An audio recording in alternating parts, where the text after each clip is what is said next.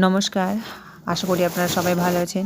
SS জয়গুরু ভ্লগে আপনাদের অনেক অনেক স্বাগত নিয়ে আবারও আজকে একটা নতুন ভ্লগ নিয়ে এসেছি। তো আজকে সরাসরি রান্নায় যাচ্ছি। সকালবেলা ঘুম থেকে উঠি, এখন 5টায় উঠি। ঘুম থেকে উঠে ঘর ঝাড় দিয়ে ঘর মোছা হয়ে গেছে, ওটা দেখানো হয়নি। আর এদিকে আমার হাজব্যান্ড চা করে খেয়ে ডিউটিতে চলে গেছে, কারণ এখন সকাল সকাল যেতে হয়, এইচএসসি গার্ড চলছে তাই।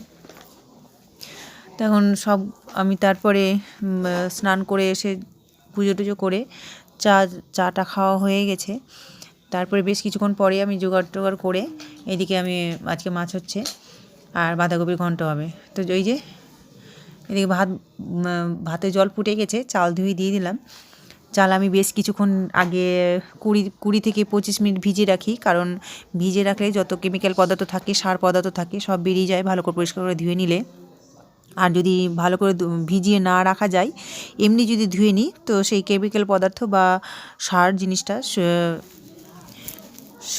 মানে বেরোয় না ভালো করে, আর সেইখান থেকে নানা অসুখ বিসুখ হয়।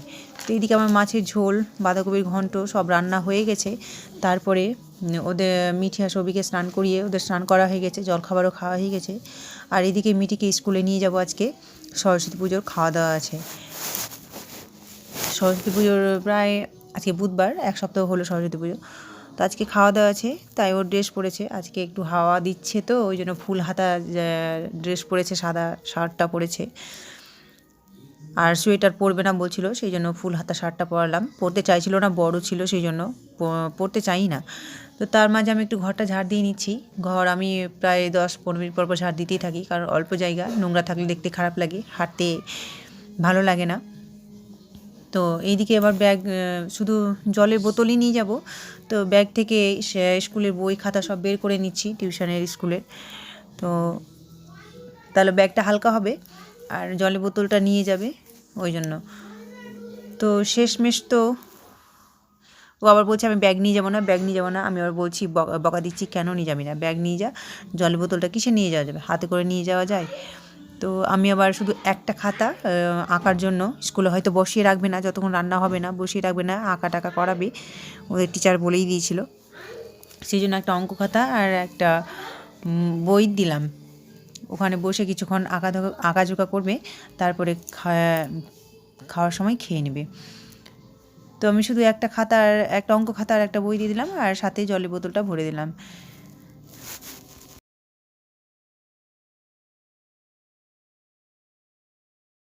মিঠুকে স্কুলে দিয়ে এলাম।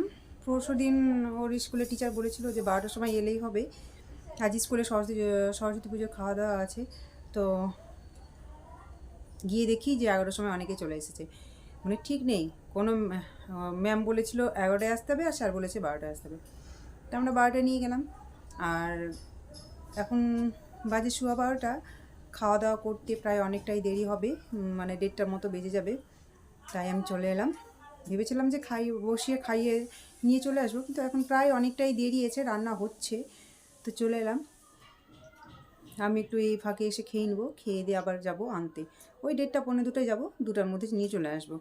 তো ব্যাগ আমি বই বের করেছিলাম ব্যাগ থেকে নিয়ে যাওয়ার জন্য, ব্যাগে করে জলের বোতল নিয়ে যাওয়ার জন্য ব্যাগটা খালি করলাম। তো মিঠি ব্যাগ নিয়ে গেল না, শুধু খালি হাতেই গেল একটা বোতল নিয়ে।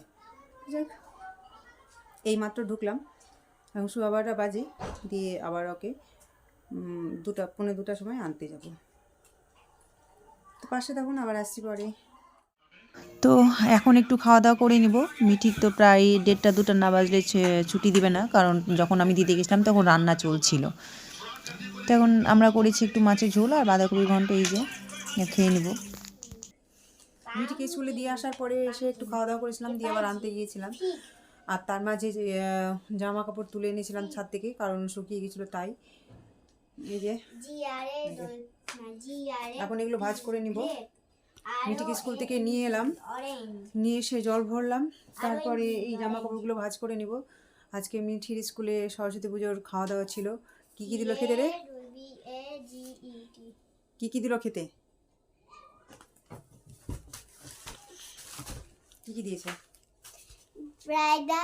ফ্রাইড রাইস, তারপরে দিল ডাল, তারপরে দিল পোলাও, পোলাও পোলাও না কি যেন বলো না পনিরের তরকারি। হ্যাঁ, পনিরের তরকারি, তারপরে হলো চাটনি, তারপরে হলো তারপরে হলো মিষ্টি।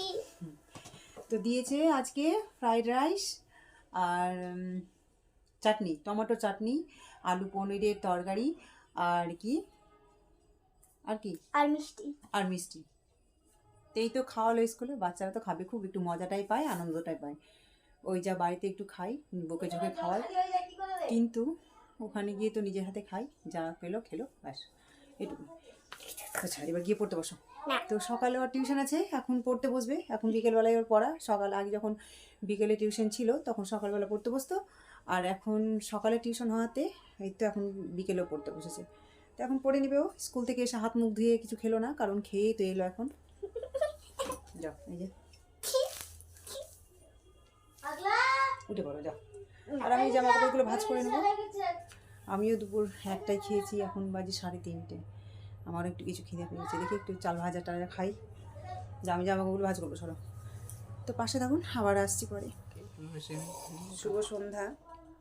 সন্ধ্যাবেলা লাল চা করেছে, আর এখানে আছে চাল ভাজা মুড়ি, গল্প শুনবো, আর সাথে আছে নোনতা বিস্কিট। এই যে নোনতা বিস্কিট, আর এরা খাবে পাউরুটি দিয়ে চা।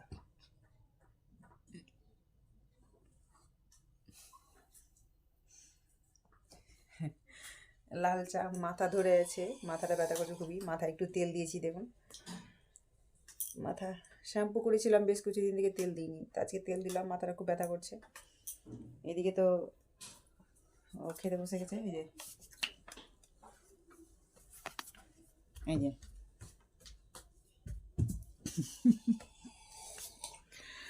এই যে লাল চা হয়েছে, এই যে এটা আমার লাল চা।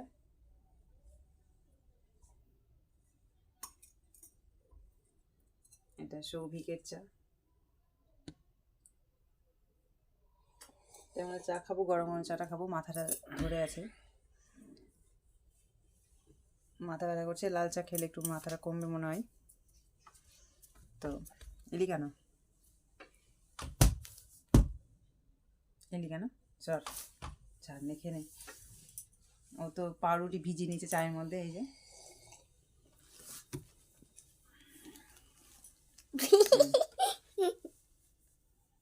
দেখো চা নে রে। এই যে চা, তখন ফ্রন্ট ক্যামেরা দেখাচ্ছিলাম, এবং ব্যাক ক্যামেরা দেখাচ্ছি।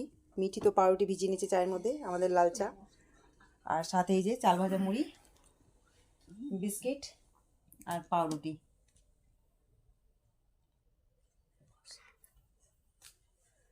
তো নেখা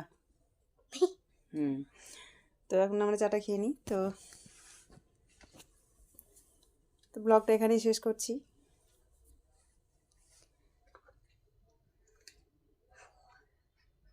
আপনারা ভালো থাকবেন, সুস্থ থাকবেন। এই ব্লগটা কেমন লাগলো একটু কমেন্ট করে জানাবেন। ভালো লাগলে একটা লাইক, একটা কমেন্ট, একটা শেয়ার এবং সাবস্ক্রাইব করে দেবেন। নমস্কার।